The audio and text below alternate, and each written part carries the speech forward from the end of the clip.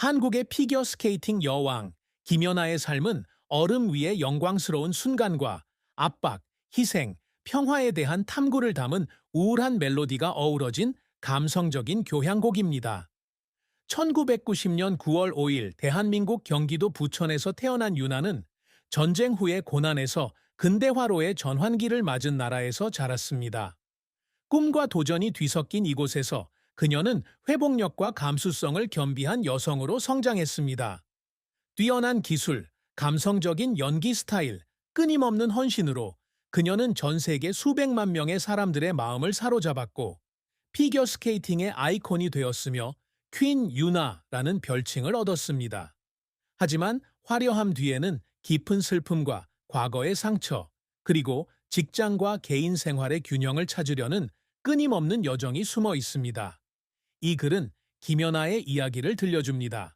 그녀의 가장 큰 슬픔, 격동의 커리어 여정, 바라던 성취, 사랑과 결혼, 재산, 남편 고우림이 그녀가 겪은 고통을 나눠준 과정, 마지막으로 역사상 가장 위대한 운동선수 중 한 명의 삶에 대한 개요를 다룹니다. 김연아의 인생에서 가장 큰 슬픔은 그녀가 선수 생활을 하는 동안 견뎌야 했던 무거운 심리적 압박감인데, 특히 온 국민의 기대를 어깨에 지고 어린 시절을 희생하며 스케이팅의 꿈을 좇아야 했던 외로움이 그랬다. 부천에서 자란 윤아는 중산층 가정에서 태어났는데 그녀의 아버지는 소규모 사업주였고 그녀의 어머니인 박미희는 그녀의 경력에 가장 큰 영향을 미쳤습니다.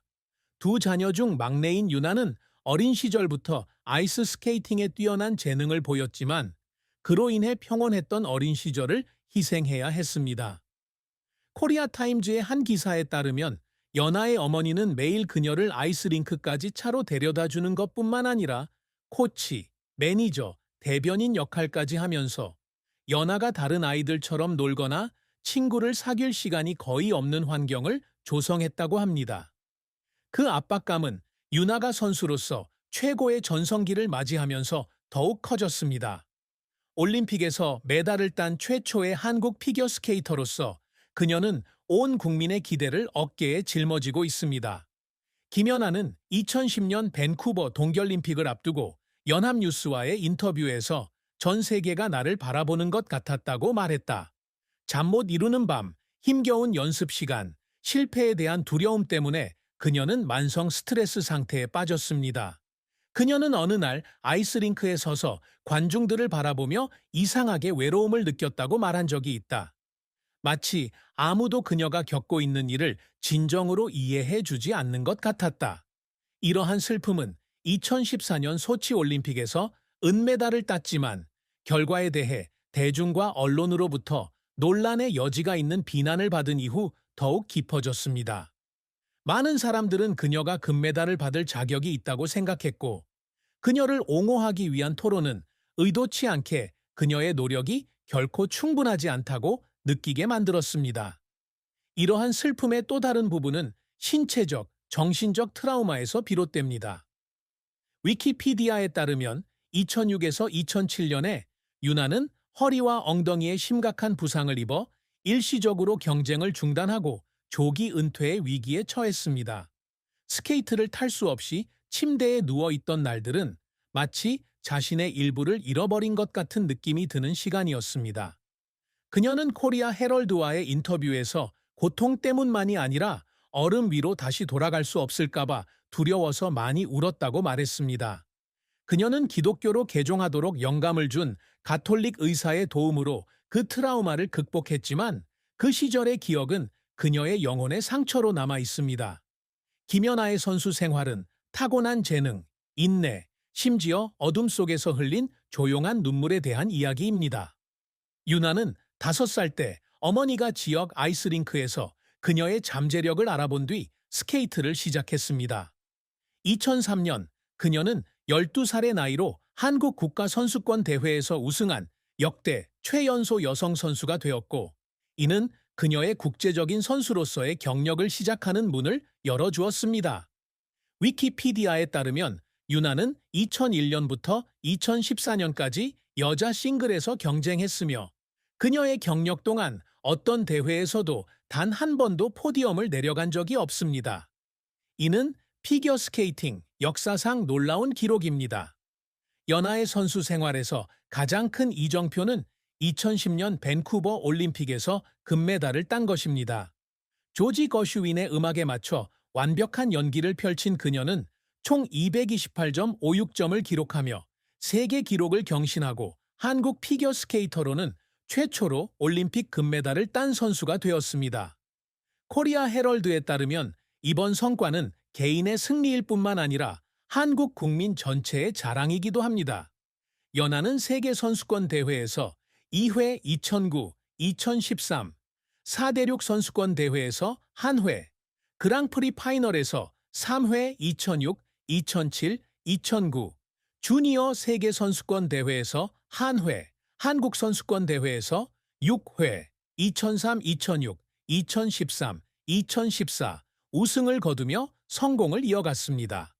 그녀는 또한 2010년 같은 시즌에 모든 주요 타이틀을 획득하며 피겨 스케이팅에서 그랜드슬램을 달성한 최초의 여성 선수이기도 합니다. 유나는 경쟁뿐만 아니라 얼음 밖에서의 활동에서도 자신의 흔적을 남겼습니다. 그녀는 평창 2018 동계올림픽 홍보대사였으며 2011년 더반에서 있었던 프레젠테이션에서의 그녀의 활약은 한국의 유치에 중요한 역할을 했다는 평가를 받았습니다. 그녀는 2018년 평창 개막식에서 올림픽 성화를 밝히는 영광을 누렸고, 이는 수백만 명의 한국인들에게 감동을 안겨준 순간이었습니다. 은퇴 후에도 그녀는 유니세프와 가톨릭 단체와 협력하여 자선 활동에 계속 참여했으며 2024년 강원 동계 청소년 올림픽 명예 홍보대사로 활동했습니다. 그녀는 또한 올드 스케이트와 같은 스케이팅 쇼를 조직하여 관객들에게 한국에서 바로 스케이팅이라는 예술을 즐길 수 있는 기회를 제공했습니다. 많은 성공에도 불구하고 유나의 경력은 실패와 어려움 없이 이어져 왔습니다. 2008년 세계선수권 대회에서 그녀는 동메달만 땄는데 이는 그녀가 예전의 기량을 유지하지 못했기 때문에 실망스러운 결과였다. 코리아 헤럴드에 따르면 그녀는 이전 승리 이후 자신을 증명해야 한다는 압박감이 너무 커서 시험에서 몇 가지 기술적 오류가 발생했다고 시인한 적이 있습니다. 또 다른 좌절은 2014년 소치 올림픽에서였습니다. 그녀는 예상했던 금메달 대신 은메달을 땄습니다. 그녀의 연기는 거의 완벽하다고 여겨졌지만 많은 사람들은 그 결과가 불공평하다고 생각했고 이로 인해 스케이팅 커뮤니티 내에서 격렬한 논쟁이 벌어졌습니다. 그런 주장은 유나의 잘못은 아니었지만 그녀는 모든 노력이 인정받지 못하는 것처럼 느껴져 상처를 받았습니다. 유나를 울리려는 시도는 실패에서만 비롯되는 것이 아니라 그녀가 자신의 한계를 극복해야 할 때에도 이루어진다. 그녀는 2010년 밴쿠버 올림픽을 준비하는 동안 지칠 때까지 훈련했으며 종종 하루에 10시간 이상 연습하기도 했습니다. 그녀는 한 번은 발목에 가벼운 부상을 입었지만 코치와 관중을 실망시키고 싶지 않아 연습을 계속했습니다. 한 번의 연습 세션을 마치고 그녀는 방으로 돌아와서 울음을 터뜨렸습니다. 고통 때문이 아니라 자신이 너무 많은 책임을 지고 있다는 느낌 때문이었습니다.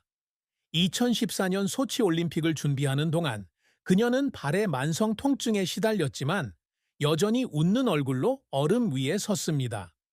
고통스러웠던 그 순간은 또한 그녀의 회복력, 열정과 책임감으로 항상 불타는 그녀의 마음을 증명해 줍니다. 2014년 은퇴 후 유나는 자선 활동과 사업 활동에 전념했습니다. 그녀는 스케이트 이벤트를 조직하고 젊은 운동선수를 지원하는 매니지먼트 회사인 All That 스포츠스를 설립했습니다. 그녀는 또한 키스 앤 크라이와 같은 TV쇼에 출연했고 스포츠 이벤트의 해설자로 일하면서 그녀의 다재다능함을 보여주었습니다. 연하는 더 이상 경쟁에 나서지 않지만 여전히 큰 영향력을 유지하고 있으며 2010년에는 타임지에서 선정한 세계에서 가장 영향력 있는 100인 중 한 명으로 선정되었고 2010년에는 한국 스포츠 훈장 탈롱을 수상했습니다. 김연아가 항상 이루고자 노력하는 업적은 메달이나 타이틀뿐만 아니라 그녀가 누구인지에 대한 인정입니다. 수백만 명의 사람들에게 영감을 준 운동선수이며 넘어질 때마다 일어서는 법을 아는 여성입니다. 유나는 어렸을 때부터 기술뿐만 아니라 자신의 이야기로 한국의 자랑을 가져다 줄 수 있는 선수가 되는 것을 꿈꿨습니다. 그녀는 미셸 콴이나 예브게니 플루셴코의 공연이 그녀를 사로잡았던 것처럼 자신의 스케이팅도 감정적이기를 원합니다. 그녀는 얼음 위에 발을 내디딜 때마다 경쟁에 참여할 뿐만 아니라 부천의 한 소녀가 모든 장애물을 극복하고 세상을 정복한 이야기를 들려줍니다. 유나가 열망하는 가장 큰 업적 중 하나는 시간을 초월하는 유산을 남기는 것입니다. 그녀는 피겨 스케이팅이 한국에서 더욱 인기 있는 스포츠가 되고 젊은 선수들이 그녀의 꿈을 이어가기를 바랍니다. 최근 몇 년 동안 그녀는 젊은 운동선수들과 함께 일하며 자신의 경험을 공유하고 그들이 경력을 발전시킬 수 있도록 도왔습니다.